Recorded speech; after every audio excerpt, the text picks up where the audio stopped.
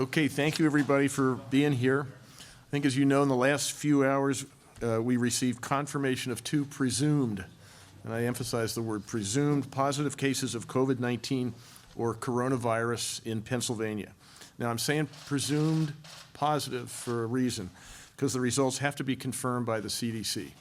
But we have 2 that we have tested in Pennsylvania, and so we're presuming positive. One is in Delaware County, and the other is in Wayne County. Both of the cases have been quarantined in their homes.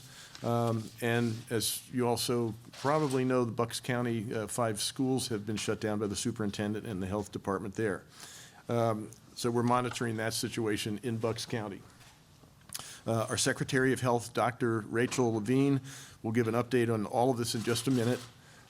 Since the identification of the COVID-19 or coronavirus has been, again, since the identification, an emergency response team here in Pennsylvania, right here in this building, has been working diligently to develop a plan for when this virus inevitably arrived in Pennsylvania. The Department of Health set up an incident command center at the beginning of February, so it's been up for 5 weeks now, here in the Pennsylvania Emergency Management Building just down the hall. And they have been coordinating and monitoring the responses that we've been making. So I think they've been hard at work. There have been and will continue to be numerous daily briefings with the Federal Center for Disease Control. And also the Department of Health is coordinating with other state agencies and other states and relevant federal agencies. State agencies that they're dealing with here in Pennsylvania include PEMA, of course, the Departments of Human Services, Education, Military and Veterans Affairs, Agriculture, the Pennsylvania State Police, the Office of Administration, the Pennsylvania State System of Higher Education, the Department of Aging, and the list goes on and on. Right now, the emphasis of the plan is mitigation tactics to keep this virus from spreading widely. The confirmation of these presumed positive cases should serve as a reminder of the role that every Pennsylvanian must continue to play. This is a responsibility that goes to almost 13 million of us in Pennsylvania. We have to control the spread of this disease by what we do day in, day out in our daily lives. So tactics like washing your hands for at least 20 seconds, basically, that's as long as it takes to sing Happy Birthday twice, just as a guide. 20 seconds, covering your nose and mouth when you cough or sneeze, and not with your hands, but with your sleeve, your elbow. You can stop spreading the illness also just by not touching your face. So those things are important. If you feel ill, stay home. I'm encouraging employers to allow workers to take sick time. I'm also suggesting, if you can, offer telecommuting work and other options that allow employees to work without risk of sharing the disease. More information on prevention and the symptoms of the COVID-19 virus can be found by clicking the banner at the top of pa.gov. That's our website. We will continue to update that website as we gather more information. I want to emphasize that we all should remain calm here. Dr. Levine, our health secretary, has extensive background in medicine, and she's leading the team of highly trained medical and public health personnel who are fully prepared to continue to do what they've been doing for the last 5 weeks, and that is monitor the situation. So while the Department of Health is leading this response in conjunction with the Pennsylvania Emergency Management Agency, they're also coordinating with every level of government in Pennsylvania, the federal government, and beyond, to tackle any issues that may come up. So I can assure you that our state government will continue to function smoothly as we respond to this public health issue, and we're prepared to take action on secondary issues just as we do with a natural disaster. So as the situation develops, we will continue to provide the public with information on the extent of the health crisis and our response.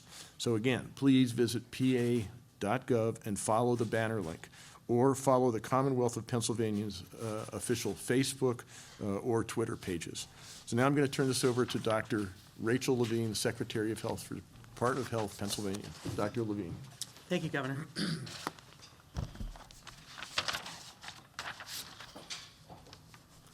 Good morning.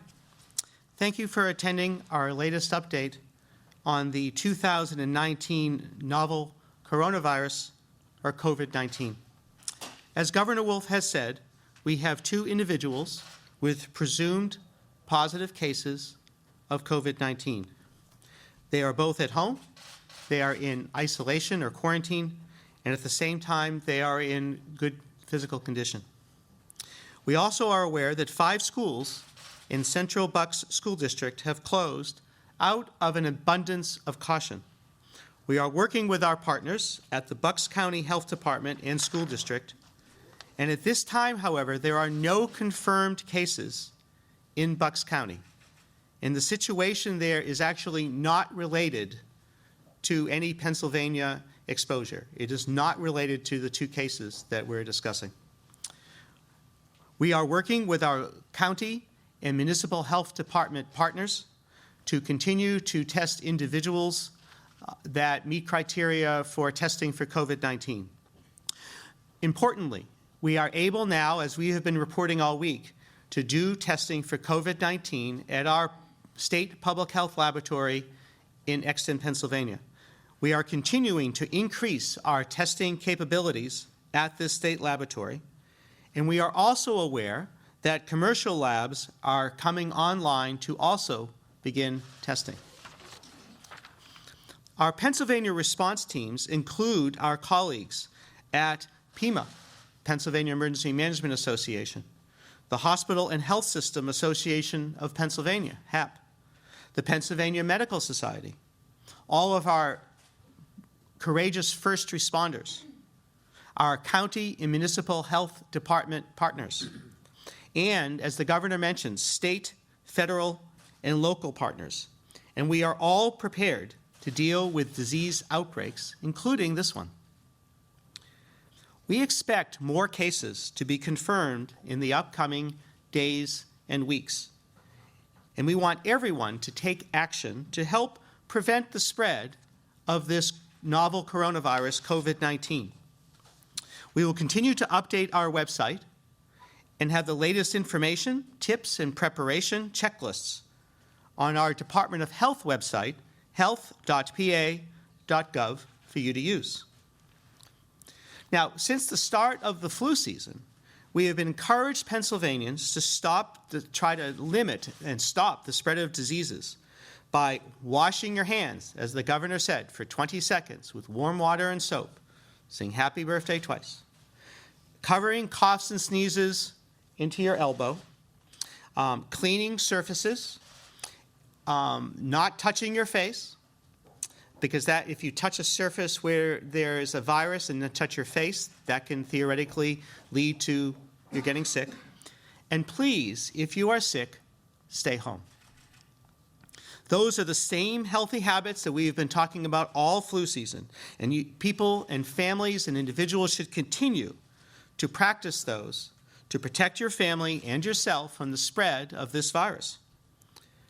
As this situation evolves, we will continue to update Pennsylvanians through our website, our Facebook and Twitter account, and press conferences as necessary, such as this one.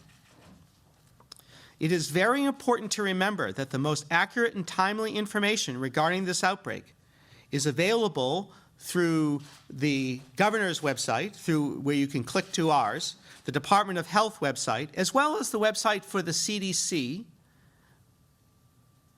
which has very accurate information. If you have questions about your health, please contact your healthcare provider. We have been updating providers regularly on how to assess patients and with information about testing. What is most important for Pennsylvanians to remember is that we are prepared to respond to an incident just like this one. We have the networks in place, and we are ready to ensure that we can continue to work towards a healthy Pennsylvania for all. Thank you.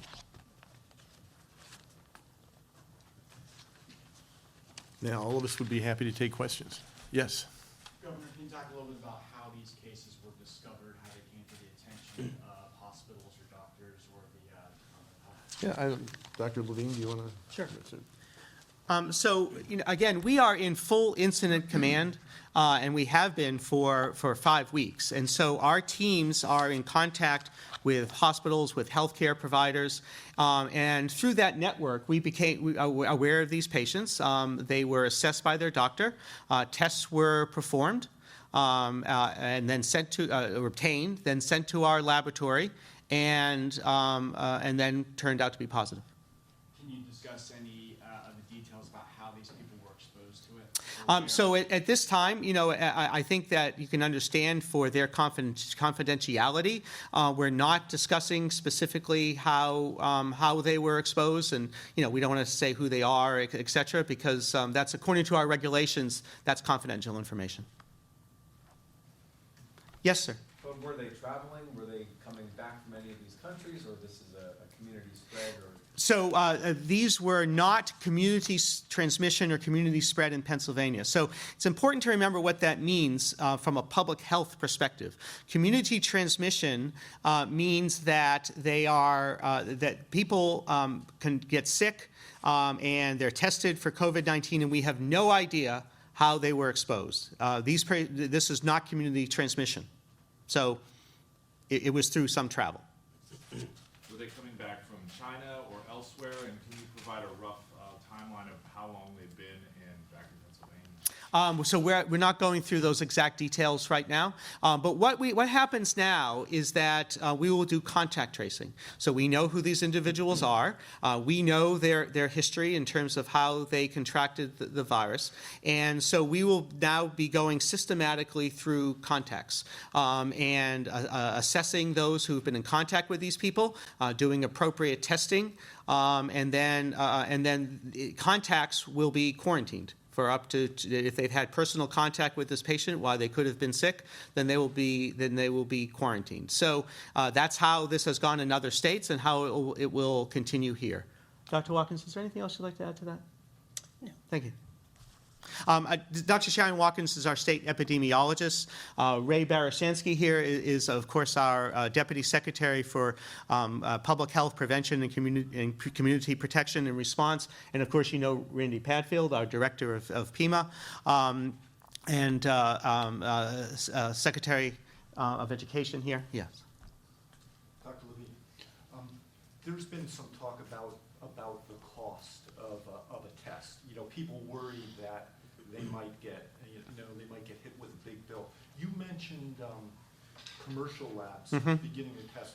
Like my question is, how does it stand right now as far as getting tests? I mean, for one thing, could someone decide that they want to be tested or they need to be tested, or how does it all play out? Sure. So this has evolved over the last 5 weeks, right, in terms of testing. So until Monday, when we first started testing in our laboratory, all the tests for COVID-19, essentially throughout the country, were done by the CDC in Atlanta. And so if we had travel-related cases that we were concerned about, our epidemiologists would call the staff at CDC, have a robust discussion, and if they agreed, then the sample would be obtained, which is essentially a nasal pharyngeal swab, and then sent to CDC for testing. So they controlled all of the testing. As you know, there had been challenges getting the test kits to the states, and there had been issues with reagents. So that was worked out by the FDA and the CDC essentially over last weekend, and so last Friday and then during the weekend. And so our labs came up for testing as other state laboratories on Monday. And we are increasing our ability to test really almost every day. So I'll get to your question. It takes me a minute. So now what is happening, since the testing is being done at our laboratory, is that people who are concerned but they might have been exposed to COVID-19 would call our number, 1-877-PA-HEALTH, discuss it with our staff, or they would call their doctor or hospital, and then they would call us, decide whether the person met the CDC criteria for testing, and then we would obtain that testing. That's going to change now. The commercial laboratories will be available to test, and we'll be pleased to consult with all people and doctors, but doctors will have the ability basically to assess and order a test. There is no cost for the testing at our state laboratory in Exton. We are covering that cost, and commercial laboratories, I'm sure, will be billing insurance. We have discussed this extensively with the Department of Human Services and Medicaid, as well as the Pennsylvania Insurance Department. If a person is in a situation where it comes to the attention of the doctor, say, that they have likely symptoms and this warrants a test, is it safe to say that that test is going to be paid for by the state? So if they obtain the specimen, they call us and they obtain the specimen and it goes to our laboratory, that test is paid for by the state. Now that commercial laboratories are coming on board, then that test, if it's sent to one of the commercial laboratories, then their insurance should cover Pennsylvania Medicaid, or their commercial insurance or CHIP would cover the cost. For this, we're working on what the issue will be for the small number of people, smaller number than before, in people in Pennsylvania who are uninsured. Now, we're going to work to make sure that no one is denied a test that is medically necessary for COVID-19 because of the cost. So some of the concerns that I've heard described would be like people who maybe because of their deductible or their insurance status, the bill comes back to them. I think there have been some examples where people got, maybe Right. they even had insurance, they were hit with a big bill. Yeah, I'm trying to find out, like, what's the likelihood of that happening, or what's the possible scenario? So we are aware of those reports, and actually even the report through the New York Times, we reached out to that individual who was in Pennsylvania through the Pennsylvania Insurance Department to link them to coverage. And so we will do everything we can to make sure that people are covered in terms of COVID-19. Again, we have been in discussions with DHS and the Pennsylvania Insurance Department to work with our insurance companies on that.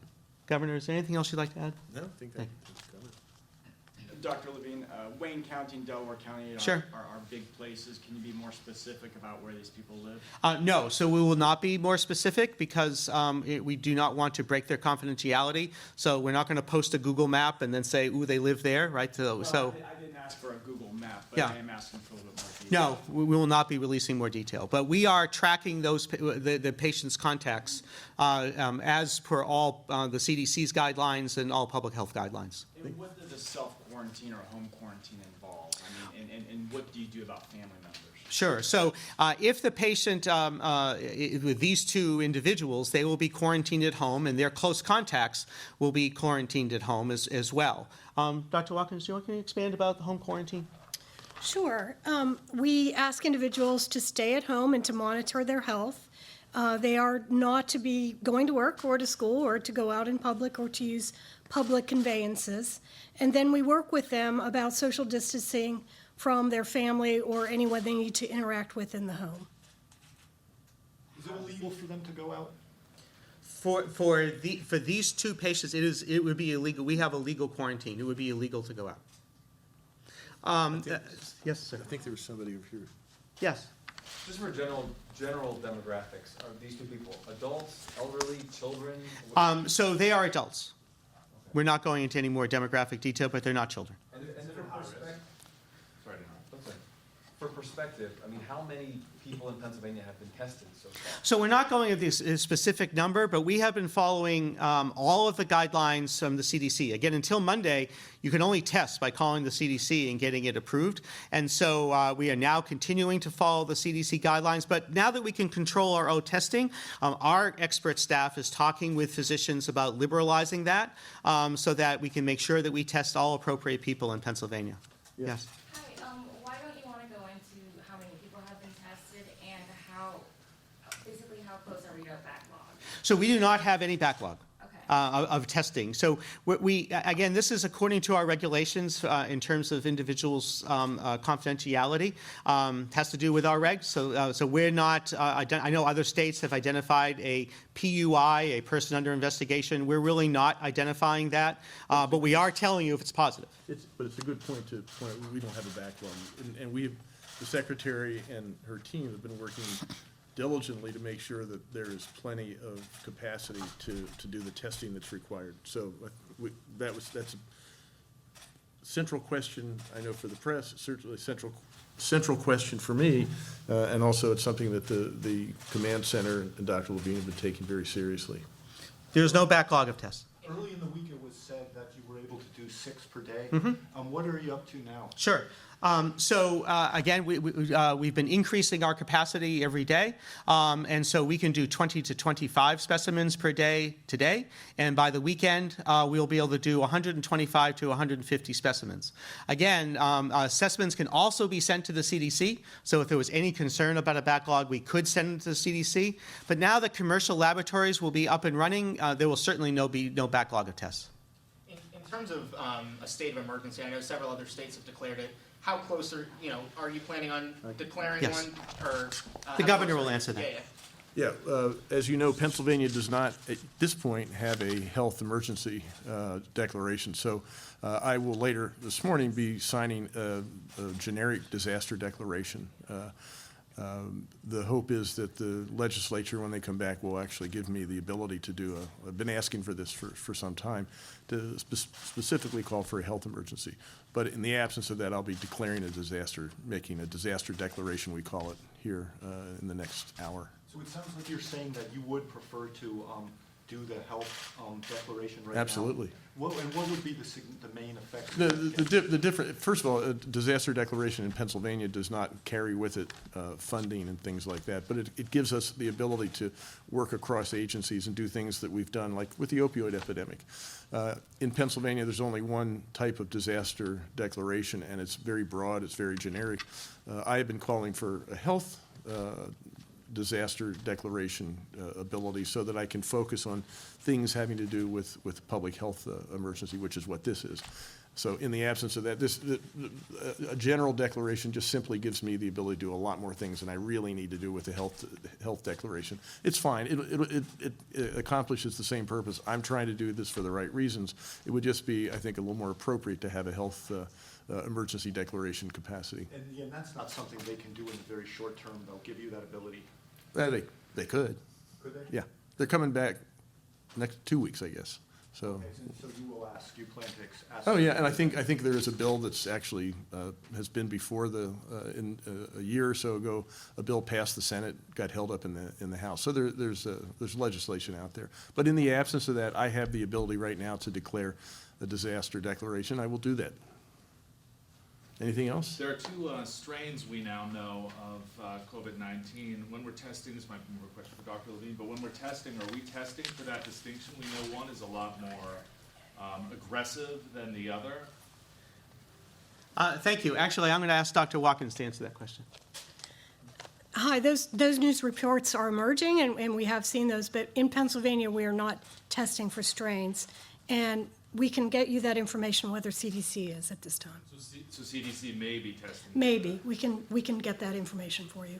Okay, kind of unrelated question. You mentioned earlier the quarantines and how they are legally enforced. Are these people actually being monitored then by law enforcement? Or?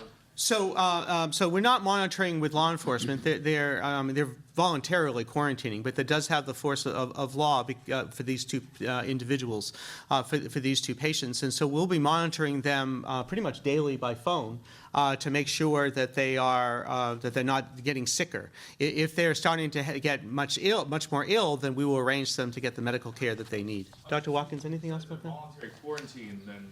Is it a voluntary quarantine, or are they being compelled to be in their homes by force of law? So it's both, meaning if we needed to, we could compel them, and they have received quarantine notices, but they're voluntarily staying. Is there anything else you'd like to add? Yeah, they have been directed to stay at home, and they have complied. Yeah, but we know how hard it is to keep people. What if they want to go out to the corner store, the convenience store? Can they do that? No. Yeah, because by the way, we saw, I think it was yesterday, I think it was from Pennsylvania, we saw the directions to, if you have to go out, if you must go out, avoid crowds, don't use public transportation. It sounds like this goes beyond that. They're not supposed to go, they are should not. and must go out. No, This is two people. exactly. This is not a general directive. This is two people. Right. Yes, But they're that's the quarantined. status, they don't go out. Right. These individuals were known to have exposures, and so they've been quarantined, isolated, and have followed those directions. So they were in a risk category that we had directed them not to go out. If you're not monitoring, how do you know that they're following the quarantine? Well, we're in touch with them every day. So you're relying on them to self-report?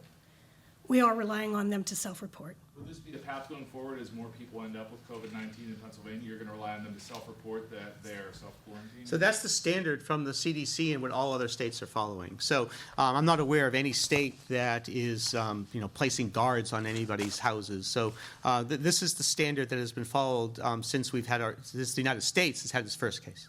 And how long would their quarantine be for? 14 days.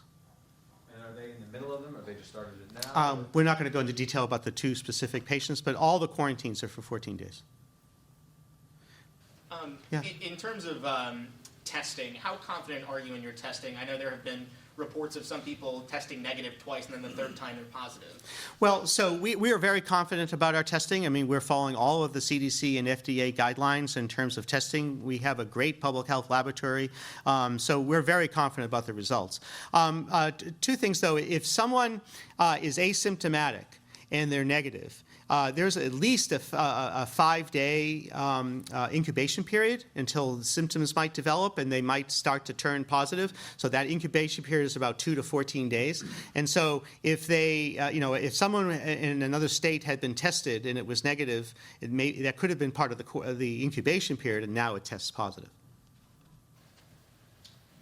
Yes. I know we've probably gone over this before, but who are you most concerned that this will affect? And why is it so important to make sure that you keep these people at a distance from COVID-19? Dr. Watkins? Sure. I mean, we are still learning quite a bit about the disease, but we do know that those individuals who are elderly or have comorbidities, that would mean heart disease or asthma or COPD, are at increased risk of severity or death. Yes. Are you monitoring people that you came in contact with, and as more cases come up, how would you manage those growing numbers? Sure. So through our contact tracing, people who have had close contact with these individuals will then be quarantined, and we'll be monitoring them. And they'll be quarantined for 14 days if they had close contact according to the guidelines from the CDC. So, so that's how the contact tracing goes. It's kind of like a ring phenomenon, and it keeps kind of going out. Have you quarantined any of those folks who had contact with these two people? Well, we just had these results. So people are, our staff at the Incident Command Center are working through those contact lists as we speak. And will they get the legal quarantine Yes. too? Can I just finish? Yes, sir. Let me just say something. I think there's understandably a lot of focus on the legal aspects here. This is something people really want to do. They have a self-interest in preserving their health. And what I think the Department of Health is doing, as departments of health have done in the past, is to just indicate what people can do to ensure that the best possible outcomes. And in these two cases, quarantine is something that leads to that. And so the enforcement is not really something that is an issue. People really want to cooperate here.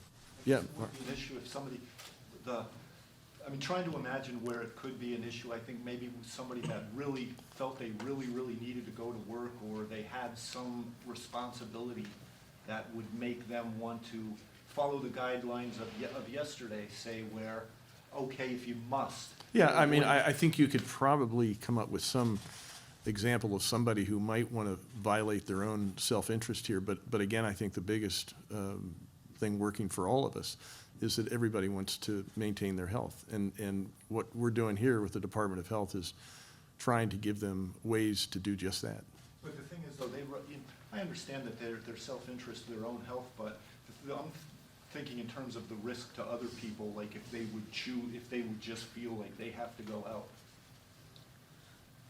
I can't think of it. So, yeah, if absolutely necessary, there is the force of law behind these quarantines. But to date, that certainly has not been necessary in Pennsylvania, and I'm not aware of any cases where that's been a big issue in the United States. You might be able to find a case, but not that we have been discussing regularly.